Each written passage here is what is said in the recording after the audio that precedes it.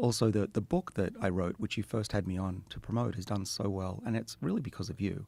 And the book Lifespan became a bestseller. Not just that, but it's now been read millions of times around the world.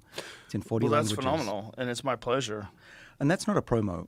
As you know, you don't make any money from books, really, but I'm just honored that it was read by so many people around the world, because it wasn't an easy read. It was high-tech science. Well, people are very interested, especially nowadays. It's I think I can't recall a time in my life where optimizing your health and longevity has been more of a subject that people are interested in.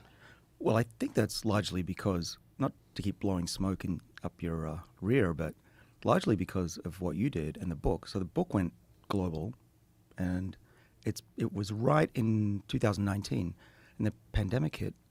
And I think most people saw their own mortality at that point. Most people under the age of about 70 didn't even think about dying. But then pandemics, like, shit, I could die. And I saw the book take off. You launched it. But yeah, since then, a lot of people have jumped on the bandwagon, and now longevity is, I hear this everywhere I go. It's everything. It's everywhere. People are constantly talking about different modalities. How often do you cold plunge? Are you sauna? What about the red light? What do you think? Is this legit? Is that legit? Like this, everybody's optimizing everything constantly all the time. But the reason why it's caught on is because if you do follow some of the protocols, you will feel better. And so that's the ultimate goal. Like, longevity is wonderful, but feeling better in the moment currently, like living your life, should be primary. Longevity, I think, is if you're optimizing your life and you feel better, you will live longer. It's like this; it's all part of it. So if you follow the longevity principles and the ideas behind it, you certainly will live better right now. You will, and it's not even that hard. There are basic things, 5 basic things you can do or avoid, and you can live another 15 years. It's really not that hard, and that's what I'm excited about telling millions of people today is. And maybe we can go over the kind of things that people can do easily to live longer. Well, I definitely want to do that, but I also want to talk about, like, what is the current state of science as applied to longevity treatments? Like, because I know that there's some pretty groundbreaking stuff that's in the pipeline right now. Yeah, so since 2019, a lot of what we talked about has come true, which is the amazing thing. We were speculating in 2019 that we could potentially reverse aging. And that was a sin to say that as a scientist publicly in those days. I put it in the book. And it's actually come true since then, certainly for the lab, for mice, monkeys. And now we have a human clinical trial. The first potential human age reversal technology is in people right now. Listen, it completely seems logical. The idea that at one point in time would have been heresy in science to discuss it. So that seems crazy. Like, if people get old and we understand the mechanism, why couldn't we reverse it? Well, I think for a long time we had to accept it in the way that cancer used to be accepted 200 years ago, probably. There was nothing you could do about it. And then my colleagues and I found that aging has a root cause that's the same in pretty much every cell in the body, and that we could control that, and that there were genes that not only slowed it down, but in 2020 we had a big publication that showed we could actually safely, for the first time, reverse that process, like reinstalling software in the cell to make it work again. And so what is is that using CRISPR? Like, what are you using to?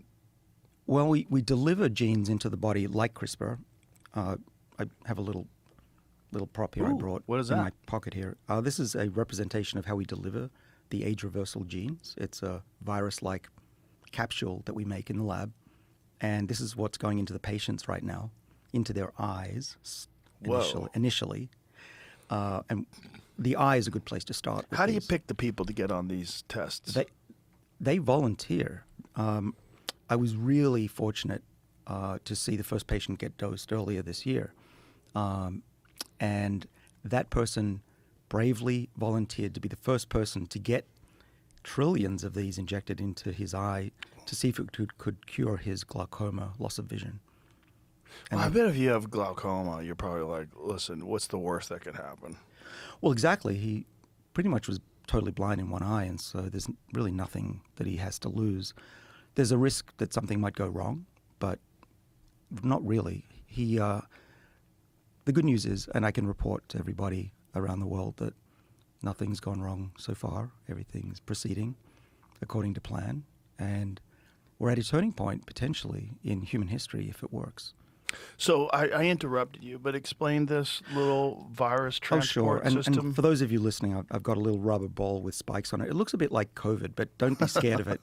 It's not a pathogenic virus. It's actually a domesticated version of a virus. And this little plastic ball has little adapters. These red balls on the surface of the big ball target it to the cells in the back of the eye. And you can change the balls to target different tissues. We could change that outside little spike and target it to the liver, which we've done, and cured mice of their fatty liver disease as well. But this one's for the eye.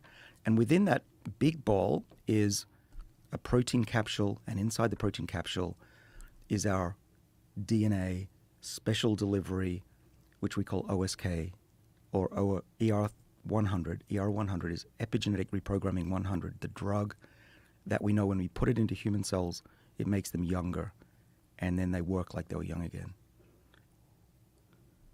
This sounds like the beginning of a horror movie. You know what I mean? Like the scientist is on a talk show, and the scientist is explaining it, and everyone's at home like with their coffee, like, wow, this is wonderful. We're going to get younger again. And the scientist says, don't worry, it's all going to work out 28 days later, garbage in the streets, cars on fire, the guy's waking up from a coma, doesn't know what happened. Yeah. Goes outside, these optimized humans are eating each other. I admit, it is science fiction, and I even have to pinch myself that it's actually happening. But we've done a lot of safety studies, and this trial is FDA approved because they've looked at all the data. Well, God knows they never fuck anything up. Yeah, I figured you might say that, Joe. Perfect. Yeah. Well, it's in the eye, so that's why we start with the eye. It's enclosed. It's not going to spread. Nobody's going to grow another eye. And so these trillions of cells that you're putting into the eyes. The little capsule, the virus-like particles. Trillions, I shouldn't call them cells. Trillions of capsules that you're putting into the eye. What are they doing for glaucoma? Well, what they're doing is there are 3 genes in this DNA package, and I call them OSK. OSK are 3 special genes that we found safely reprogram cells and reboot the backup copy of youth, which we now believe exists in our body. That's a big deal, that there's a backup copy of youth. Even an old person, I don't see an old person anymore on the street. I just see a person that needs to be rebooted. These OSK genes... You just see... Wait a minute, hold on. When you see old people, you don't see old people. You just say, oh, that poor person needs to be rebooted. Yeah. You're doing the perfect job for you. Like, your personality is perfectly suited for your occupation. If that's how you actually look at people. Well, I do. And the reason is that we all have this backup copy, that the DNA, the instructions to be young that made us into who we are as kids, is still in our bodies, almost largely intact. You just need to read it again.